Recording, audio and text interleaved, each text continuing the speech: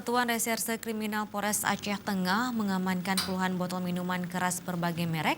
Polisi juga mengamankan pemilik barang haram tersebut.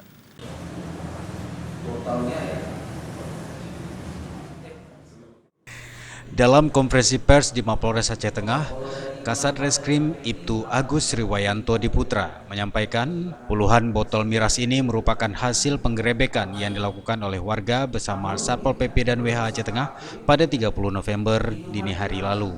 Penggerebekan dilakukan di salah satu ex-coffee roast di kawasan Jalan Lintang, Bebesan, Aceh Tengah. Selain barang bukti miras, polisi juga mengamankan pemilik barang haram tersebut. Penggerebekan dilakukan karena keberadaan kafe tersebut menjadi tempat hiburan malam yang meresahkan warga Desa Nunang Antara.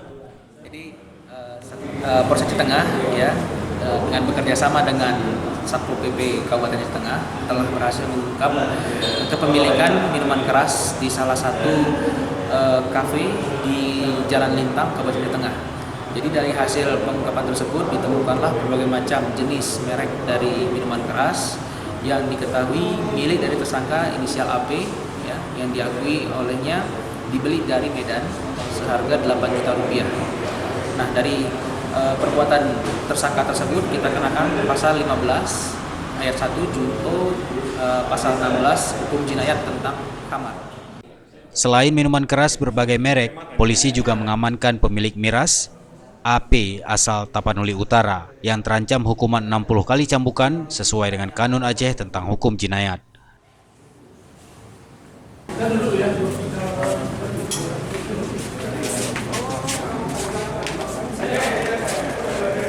Dari Aceh Tengah, Tim Liputan Aceh TV melaporkan.